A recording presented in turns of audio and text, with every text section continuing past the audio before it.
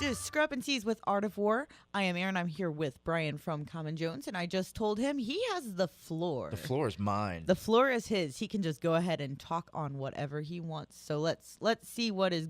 Well, I going want to on give in a big, Brian's- huge shout out to my bandmates who, I love you guys so much, and you left me here to do this solo with Miss Erin, which is awesome. Give me a high five.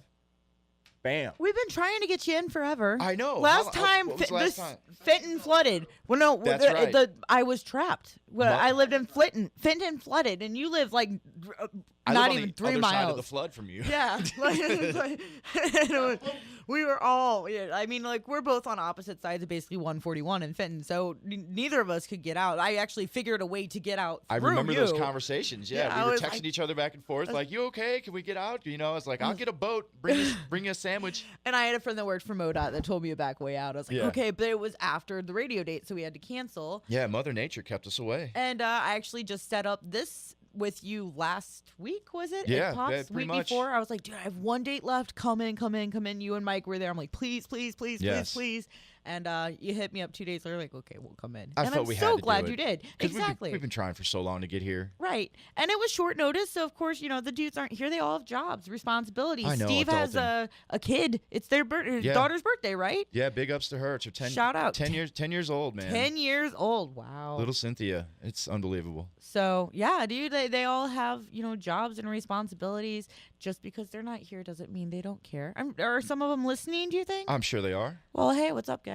I miss you. My purple head.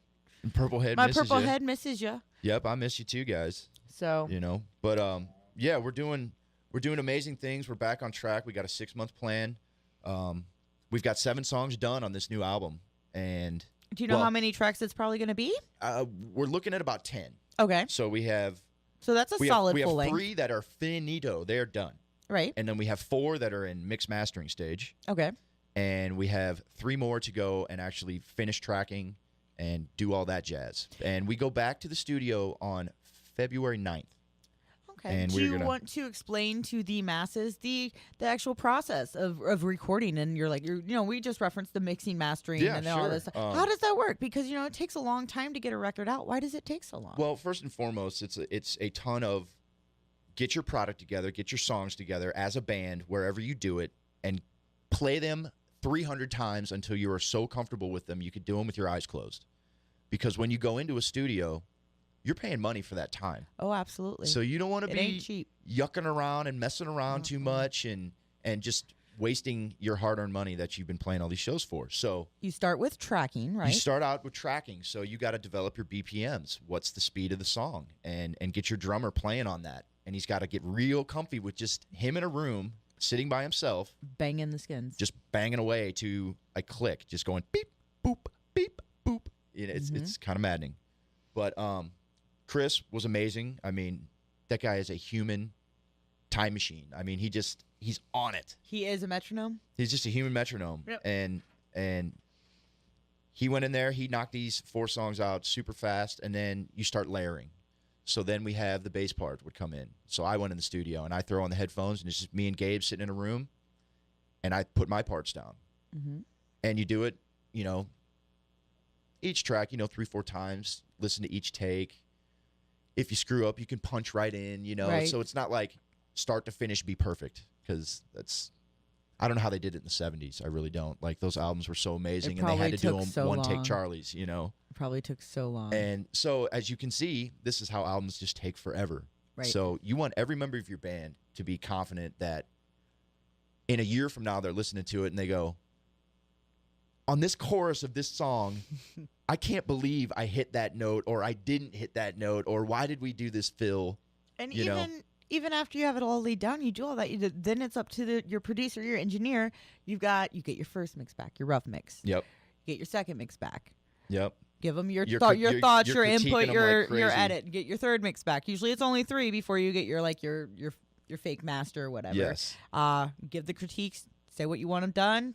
They get that end product, that end mix. They send it off to be mastered to get it back. And then you also have the whole marketing and branding aspect right. of the image of the record. What is it going to look like? Which is what where is the which graphic? is where we are at right now, actually. So while we're here at beautiful UMSL, if there's any art students out there, please contact us. We have a great art department. Don't we need some help on some. We have a ton of ideas. We just don't know how to get our ideas from our heads through our hands onto paper or a screen.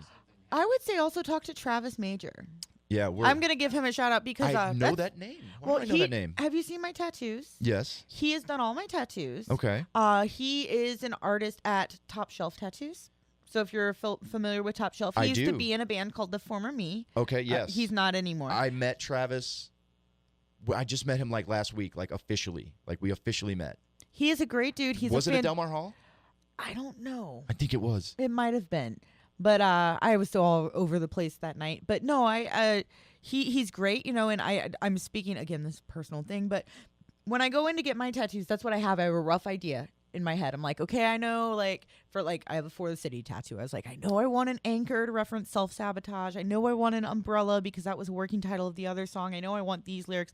I don't know how the heck to put it all together. Yeah. And we sit there for an hour and he draws something up and he figures it out and it's always perfect. So I would say definitely go talk to him. It's very similar to even writing songs, you know. I mean, it's a collaboration. I always tell my guys, and even myself, when I'm writing something, your first draft is usually terrible. You know, it's usually framework, it's clunky, it doesn't really flow smoothly, and that's when you start bringing in your guitar player, your keyboard player, you bring in your drummer, you experiment with beats, and next thing you know, this thing's just growing and becoming something so awesome. That is why it is called art. Right. So next, let's listen to another track. Let's do it. So this one, and I actually for a long time I was saying the wrong title on air because it had that was partly my fault. Yeah. It was my what fault. was the working title? Just out of curiosity, if you don't mind sharing it. In the we studio, don't have to. in the studio, we were calling it "Bring That Beat Back." Okay. And again, with a working title. A working title basically means this is what we're calling it right now. We don't really know for sure. Just like I said, it went from another evulsion from there. Is that a word? Evolution. Evolution. There we go. It went from "Bring That Beat Back" to "Bring That Beard Back." Ooh. And we were like, ooh, we like that. Because Steve one day, this was really strange. Are we out on time? We got 2 minutes. All right, real quick. Steve Williams has hair follicles on his chin that will grow overnight. It is unbelievable. We practiced one night. He was clean-shaven, baby-faced. We literally showed up to practice 2 days later, and this dude had a massive beard. We were like, well, bring that beard back, Peanut. What is going on? And it just kind of stuck. But now you've changed the title. It is called... Yes, now we changed it. We just kind of condensed it because we thought, you know, it's a lot. And then we went to an acronym like BBTB, and we were just like, no, it's not working. And so we asked Mike, we said, hey, man, examine your lyrics. Let's get this thing narrowed down. And he was like, well, let's call it Get Bent. And I was like, well, why is that, Mike? And he goes, because I tell people to get bent all the time. Sounds right. I said, touche. And I said, well let's just knock it down because that's a little negative. Right. Let's just knock it down to bent.